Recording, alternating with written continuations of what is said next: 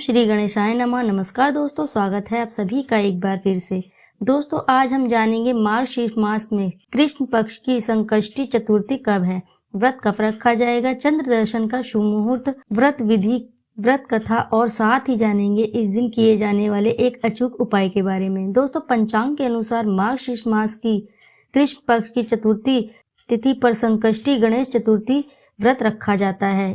इसे गणाधिप चौथ भी कहते हैं।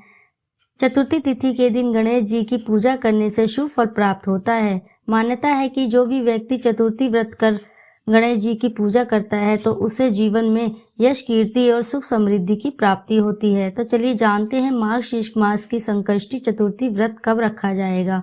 चलिए दोस्तों सबसे पहले जान लेते हैं इसके मुहूर्त के बारे में। दोस्तों मार्गशीर्ष संकष्टी चतुर्थी व्रत 30 नवंबर दिन गुरुवार को रखा जाएगा। चतुर्थी तिथि प्रारंभ होगी 30 नवंबर की दोपहर 2:24 पर। चतुर्थी तिथि समाप्त होगी 1 दिसंबर की दोपहर 3:31 पर। तो दोस्तों अभिजीत मुहूर्त होगा सुबह 11:53 से दोपहर 12:36 तक। संकष्टी के दिन चंद्रोदय का समय रहेगा 30 नवंबर की रात्रि 7:54 तक। तो दोस्तों आइए अब जान लेते हैं इस पूजा विधि के बारे में। तो दोस्तों शास्त्रों में संकष्टी चतुर्थी का अर्थ संकटों को हरने वाली चतुर्थी से है। गणेश जी को बल, बुद्धि, विवेक का देवता माना गया है और अपने भक्तों को विघ्नदाता और दुख से दूर रखते हैं। दोस्तों इस दिन व्रत रखने वाले व्यक्ति को सुबह जल्दी स्नान कर स्वच्छ वस्त्र धारण करने के पश्चात हाथ में जल, अक्षत और फूल लेकर व्रत का संकल्प लेना चाहिए। अब पूजा स्थल पर एक चौकी से गणेश जी की प्रतिमा स्थापित कर उनका पूजन करें। सभी सामग्री के साथ गणेश जी को दुर्वा जरूर चढ़ाएं और लड्डुओं का भोग भी जरूर लगाएं। दोस्तों पूजा में गणेश जी के मंत्रों का जाप कर आरती करें और रात में जब चंद्रमा उदय हो जाए तो शुभ मुहूर्त में जल से अर्घ देकर उपवास पूर्ण करें। दोस्तों यदि आप व्रत ना भी कर पाएं तो चतुर्थी के दिन गणेश जी को दुर्वा जरूर अर्पित करें, इससे घर में सुख समृद्धि आती है। अब जान लेते हैं चतुर्थी चंद्रोदय पूजन के बारे में। दोस्तों चतुर्थी के दिन चंद्र पूजन का काफी महत्व है। चतुर्थी के दिन शाम को चंद्रमा उदय के समय व्रतधारी को चंद्र पूजन करके तैयारी करनी चाहिए। मान्यता है कि चतुर्थी के दिन चांद को सीधा न देखते हुए जल की छाया में ही इसके दर्शन करने चाहिए या फिर नीचे देखते हुए चंद्रमा को कच्चे दूध मिले जल का अर्घ देना चाहिए। दोस्तों अर्घ देने के पश्चात दीप धूप कर तिल व गुड़ चंद्रदेव को अर्पित कर उनका आशीर्वाद लेना चाहिए। आइए अब जान लेते हैं इनकी कल्याणकारी व्रत कथा के बारे में।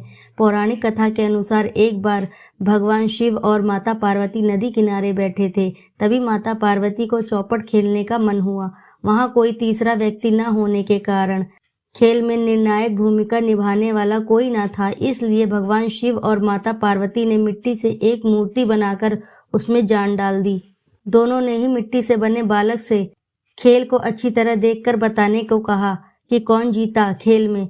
माँ पार्वती ने महादेव को मात दी, परंतु भूल से उस बालक ने महादेव को जीता हुआ घोषित कर दिया, जिससे माँ क्रोधित हो गई, जिस कारण माता पार्वती ने गुस्से में बालक को श्राप दे दिया जिससे वह लंगड़ा हो जाए। उस बालक ने अपनी गलती के लिए लगातार माफी मांगी तो माता का दिल पसीज गया और बोली श्राप तो वापस नहीं हो सकता, लेकिन उन्होंने बालक को श्राप मुक्ति का उपाय भी बताया। बालक ने पूरी विधि विधान से संकष्टी का व्रत किया और सच्चे मन से भगवान श्री गणेश जी की पूजा अर्चना कर उनको प्रसन्न करा। भगवान श्री गणेश जी ने उसे श्राप मुक्त कर दिया। तो दोस्तों इस प्रकार मान्यता है कि जो भी व्यक्ति चतुर्थी तिथि को व्रत उपवास करता है तो श्री गणेश जी उसकी सभी कष्ट दूर करते हैं तथा उसकी सभी मनोकामनाएं पूर्ण करते हैं।